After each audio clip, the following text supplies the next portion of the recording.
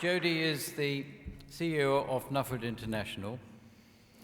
She's a bee farmer, Nuffield 2013 scholar, and has been looking after us since the beginning of COVID, I suppose. Yes.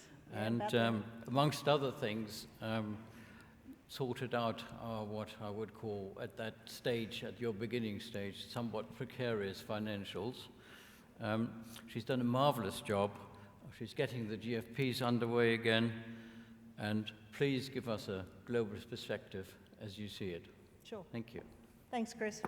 Thanks, everyone. I do have a roving mic on, but they tell me it's not working, so I'll try and stay still if I can, and work the tech. So there was just a few things I wanted to talk about this afternoon, talk about Nuffield International and what we're doing. The GFPs, very dear to my heart, and hopefully convince some of you current scholars in the room that it's a good idea to do one. Talk about the investors and how important they are to Nuffield. We really have to acknowledge the sponsors that enable us to do what we do. And then talk in particular about one of the Nuffield International values. There's 8 Nuffield International values, said with a good Australian accent there, 8. I want to talk about one in particular, which is reciprocity.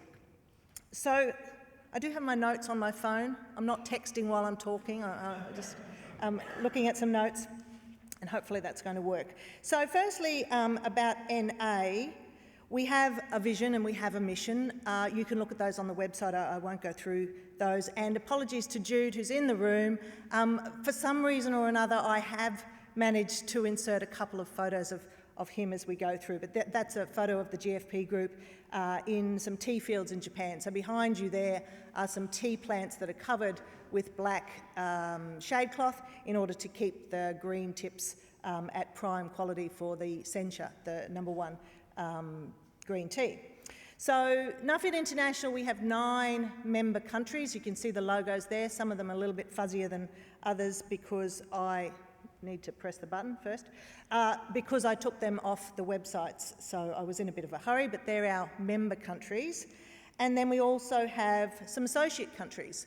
So Nuffield International is the umbrella organisation for the member countries, the 9 fully fledged Nuffield countries, and then we are trying to shepherd, in a way, the newer and emerging Nuffield countries. So as associates, we have USA, Chile, Japan, coming on for 2023, Germany, Poland, and then hopefully in 2024, Argentina and Kenya. So Wayne and I are actually in Europe, in the UK, for about 7 weeks. So we've started with the Irish conference last week on Thursday. We'll move through, go and see the Dutch scholars next week, and then go over to Germany and present the first German scholar. So it's really exciting for us, and I'm going to talk about that a little bit later as well. So we have some key priorities. I won't go through all of those. Some of those we're doing, some of those are still, I would say, on the aspirational stage. We will be doing a re-look at our strategic plan. We've started a little bit of that during COVID. I'm actually part-time for Nuffield International. My full-time job is CEO of Nuffield Australia, and Jane Bennett is here. She's on our Nuffield Australia board, and it is only through the good graces of the Nuffield Australia board that they allow me to spend as much time as I do on Nuffield International. So one of the words I live by is perfection is not profitable. I'm a perfectionist by nature, and this really irks me, but I do try and let go of the things that I can't do all at once. Nevertheless, these are the things we're working on. And I do have one to add there, down the bottom, continuous improvement, EDI, so we're looking at implementing an annual dinner at the CSC, which will be equity, diversity and inclusion. The thing that I forgot to add in that slide until today was thinking about the carbon footprint, and it was actually Hannah that reminded me. Hannah and Lucy and I had coffee yesterday, and one of the things that I think we really need to address as an organisation, one of the things, there's lots of things we can do to continuously improve, is to think about the carbon footprint of our scholars as we travel around the world. So I think that's a really exciting space where we can make some positive difference. So, onto the GFPs. One of our investors in Australia called the GFPs the Nuffield Accelerator Program. And I really like that. And I like this graphic because you think you're on a road and it gets blown up in the middle and then you take off. That to me is what the GFP does for our scholars. It's about whether or not you can pivot intellectually. I truly believe that you can't get a global view of agriculture unless you do a GFP. Of course I'm biased. I did a GFP in 2013 and I've got some slides on that as well.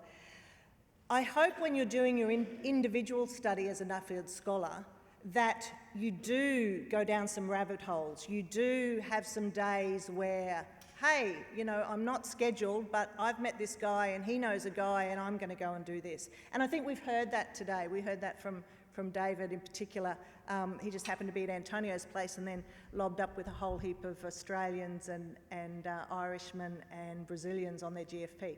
So I hope that you do have that experience in your individual travel, but sometimes you are operating in an echo chamber. We've heard that word today. An echo chamber because you go and look at the things that you're interested in and you have a particular hypothesis in mind, and Hannah talked this morning about the scientific process and applying that to what we do.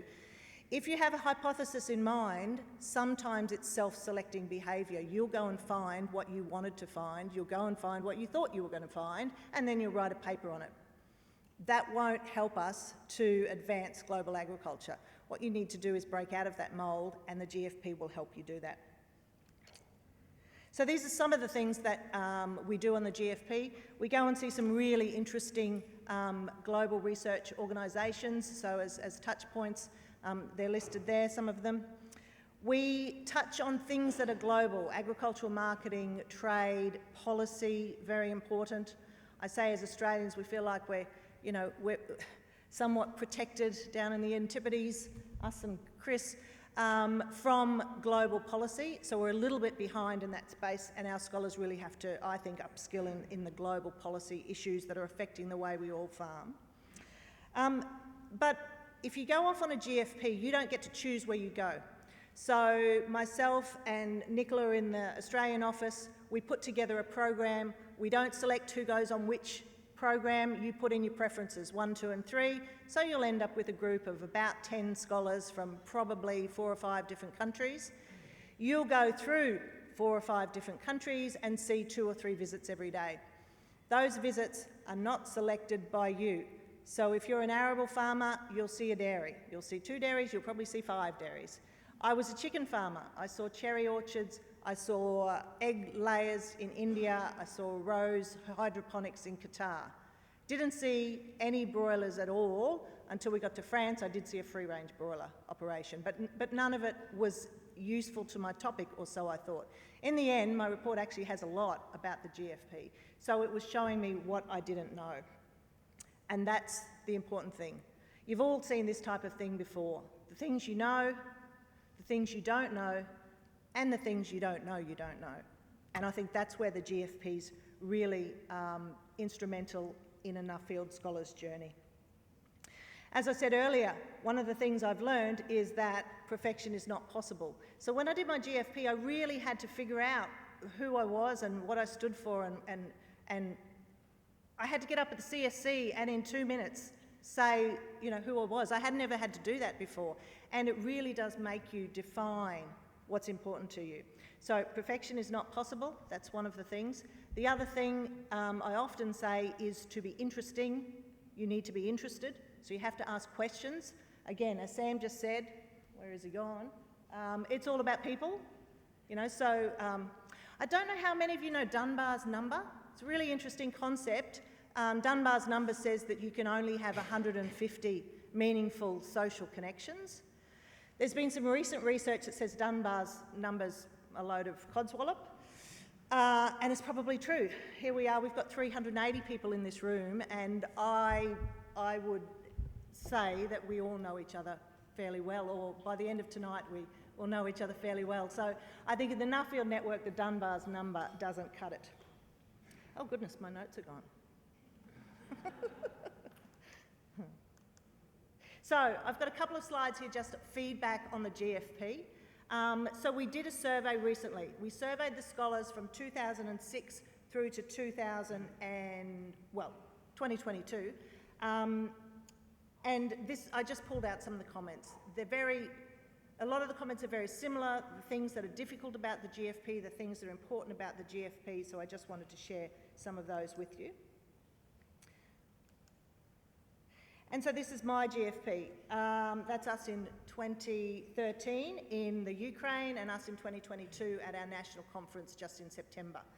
Some of those stats I was talking about, 82% said it was the most memorable part of their scholarship, 92% said it was a value for money, and more than 70% regularly communicate with their GFP group. So some very interesting statistics there. And on a scale of 1 to 10, 8.9 rated it as important to the Nuffield experience. So from our point of view, we get that feedback all the time, that the GFP is integral to what we do. This next slide is from the recent Zimbabwe tour. So I was speaking to some of the scholars last night. There are scholars here that went on the Zimbabwe tour. That was mounted by the Nuffield Association in Zimbabwe with some of the scholars from 2022. But those photos there are of Rob Fisher, who's the chair of Nuffield Zimbabwe, Mick Keller and his wife Helen, who are from Australia. Mick is a scholar from, I don't know, about 98, I think. Someone in the room might be able to correct me. Actually, they're all from the same year, so if you know which year Mike Brady's from. So Mike Brady is currently the chair of Ireland. So those three gentlemen travelled on their GFP together, and here they are back together in Zimbabwe. And I think you can see by that photo in the middle, those bonds are very, very strong. We also have, as I mentioned, Jane Bennett here, Jane on the Nuffield Australia board. Jane has been travelling over the past few days, been down to see Johnny and Joe Alvis, very firm friends in the Nuffield family, but also with Craig McKenzie. Now, Craig was in Jane's GFP, correct me if I'm wrong, and so there they are right in the middle. I promised I would give them a shout out for an example of the bonds that form on a GFP. On our GFP, there were only 6 of us. There were 4 Aussies and 2 Kiwis. I don't know what happened to everybody else. The first photo, we were in France. Guy was driving. We had to pick up a car. It was the wrong car. Our luggage didn't fit in it. We had to find our way to Normandy. I found out that Guy didn't want 5 backseat drivers, and he told us. Now, up until that point, nobody had had any crosswords with each other. And I was talking to Rob Howe up the back about how important conflict is. I avoid it like the plague. Don't like conflict at all, but sometimes you've got to go through it, and it's a great learning experience. The next 2 pictures are in the Ukraine. Of course, we haven't been to the Ukraine for a number of years, and it is amazing the places that Nuffield has been able to go over the years. That's Maddie changing a tyre, not uncommon in the Ukraine. But the bottom one is looking into an old missile silo. So we went down into a bunker in the Ukraine left over from the Cold War, and it was a tiny, tiny little space, and 2 Russian military personnel would sit there on an 8-hour shift and hold their hand on the button. And they both, if they got the call, would press the button at the same time. So it's amazing that we didn't get blown up at some stage. So just seeing that in person, you can read about that in a book, but until you see it in person, it doesn't resonate. Now, this picture is of Wayne and I and Stefan and Elizabeth Tiepke. So, bear with me, this is a bit of a story. But on my GFP, I went to India, Qatar, France, Ukraine, Turkey, and then both sides of the United States, Washington State and over in Massachusetts. But in Washington State, we met a wheat farmer, Robert Blair, and Robert was an Eisenhower Fellow, and he'd been in Germany. He had a cousin that was actually the president of the Lower Saxony German Farming Association. I emailed Robert when I got back from my GFP and said, I want to go to Germany and look at chickens. Do you have any contacts? He put me in touch with his cousin. His cousin didn't know me from a bar of soap, said, yep, sure, come and stay, I'll organise a program for you. That happens in Nuffield, it's very common. We turned up at Stefan Tiepke's house. It was the first visit of the day. It was the first day, actually, of my private study, and Wayne was with me. He hadn't done any Nuffield travelling. He didn't know how important it was to stick to the time limit. And I'm completely ignoring that at the moment, Chris, because I'm probably going to creep into your time. Stick to the time limit. A 2-hour visit at Stefan's became 4 hours. We stayed really close with Stefan and Elizabeth. They've been out to Australia. We've been talking about Nuffield with them ever since, so that was 2014. And next Friday, Stefan will come and pick us up from Anna Keen's house in the Netherlands. We'll go and have dinner and award the first German scholar. So it is from that connection that I had from my GFP that next year we'll have our first German scholar. So that's really important to me about the value of the Nuffield network and the connections we can make. And it's also a shout out to anyone on your travels. If you find a good farmer, hang on to them. You never know, we might end up with Nuffield in that country. So these are some shots from Japan. Since 2015, Wayne and I have been taking the Japan leg of the GFPs through Japan. I speak Japanese, and I said to Jim Gelch, who was CEO at the time, why don't we ever take any scholars through Japan? He said, what would we see? Must be something. I didn't have any agricultural contacts in Japan, but we soon made a program, and we love it enormously. So again, gratuitous shot of Jude there in the front, in the bus in Japan, but the point of those photos is it is not a holiday. The GFP is not a junket, it is not a holiday, it is hard work. It is early mornings, it is late nights, and it's a learning journey. It tells you more about yourself than you realise. It's a personal development journey. So the thing with Nuffield is we are a leadership program, but we are not a leadership course. We don't send you off into a room like this and teach you about leadership. We put you on a bus, and that's how you learn about leadership. It's experiential travel. It's about the people you meet. You sit down at a barbecue with Japanese people who can't speak all that much English. You can't speak any Japanese, but it works, and you learn how they farm. And if you weren't doing a GFP, you wouldn't be in that room with those farmers. So Caroline talked earlier about the doors that Nuffield open. You need to go through those doors. Come and do a GFP. That's a good plug, isn't it? So just a little bit of the stats here. These are statistics from Australia, just to highlight how important the GFP program is to Nuffield Australia. As I said at the outset, it's a little complicated. I work for Nuffield Australia. I'm also CEO of Nuffield International. Nuffield Australia manages the GFP program. But to me, it's very symbiotic. It's all one and the same.